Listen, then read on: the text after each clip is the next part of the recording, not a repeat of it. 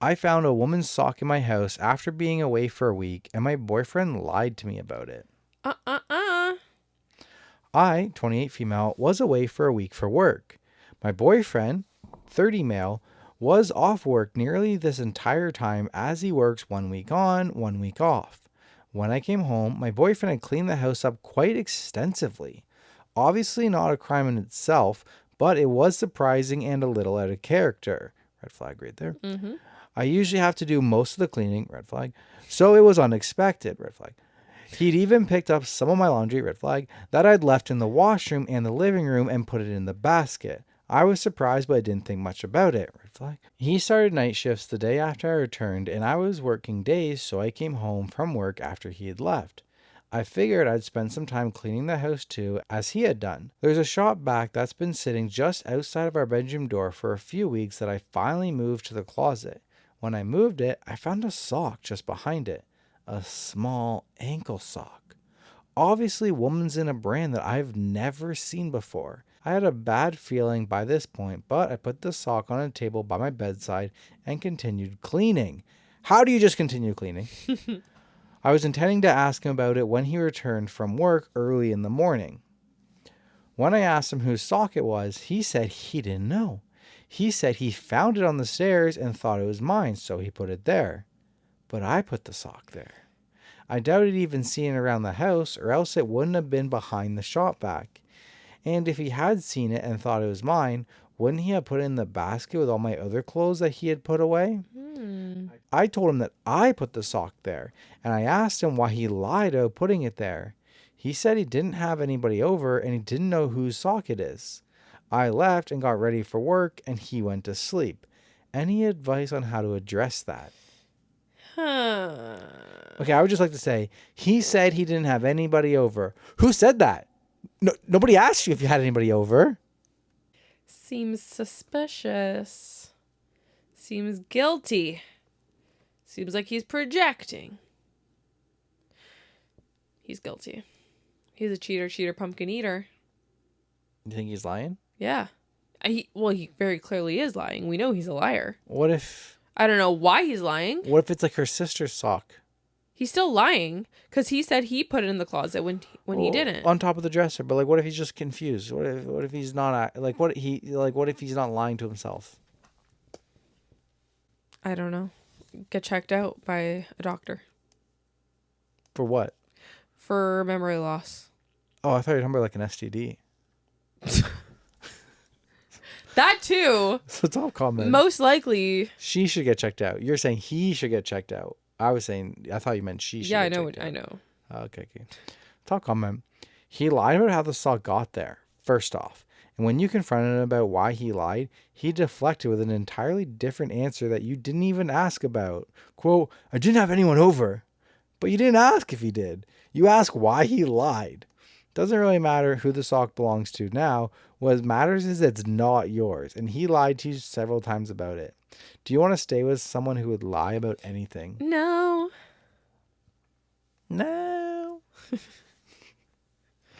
All right, update. He woke up. I'm sitting here in my office area doing some work, but also periodically crying and reading the comments here. Ouch. He came into the room and tried cuddling me from behind my chair. I was obviously stiff, and he asked me why I was mad at him.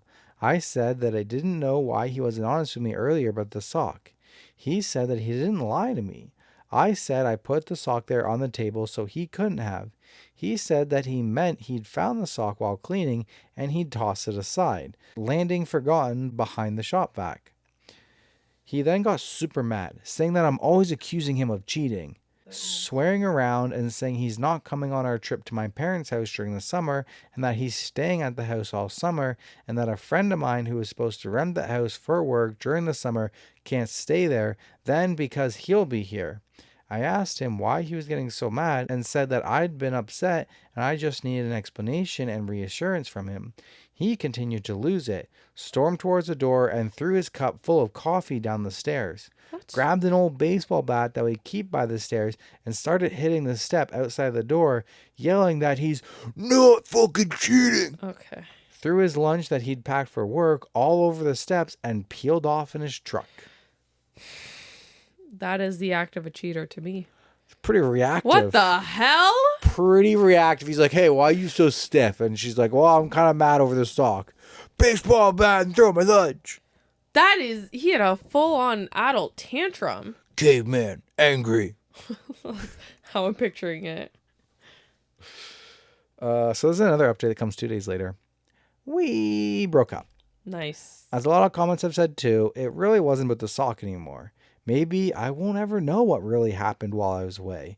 But the violence in his response was frightening, and I don't want to be with someone that makes me feel unsafe in my home. Mm-hmm. It wasn't the first time I've seen him this angry, but it's the first time that he's done something so physical, and I don't want to be involved if it continues to escalate.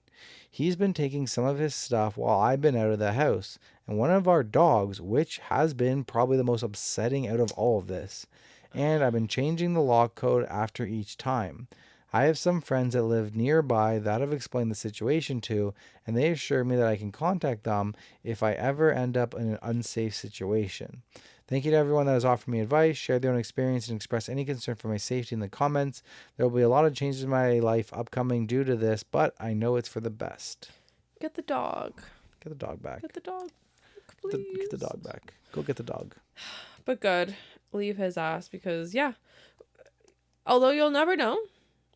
I think better you know. this way. I think you know. We all know. We all know. Nobody was even talking about having anybody over. Yep. I have a theory. Tell me. He was cross-dressing. He was what? He was cross-dressing. Cross-dressing? Yeah. What is that? He was like wearing women's clothes. Oh. And then like he got embarrassed about his kink. Maybe. And then reaction. Still. She's lucky she didn't check his drawers. Still, he lied. And his reaction? Scary. Actually scary. Imagine if I just got like angry while I was working on something and just heard everything smashing and I was just like wrecking everything. No, I couldn't imagine that. I think one time I was a teenager, like, because you always see in the movies, right? People will get mad, they get frustrated, and they break something. Mm-hmm. I think I broke something valuable when I was like a teenager, and I was like, I'm a fucking idiot. Why did I break that? Now it's broken, and it's not getting fixed, and now I have to spend money. I'm a fucking idiot. Did you ever punch a hole in the wall? Yeah. You did? Yeah.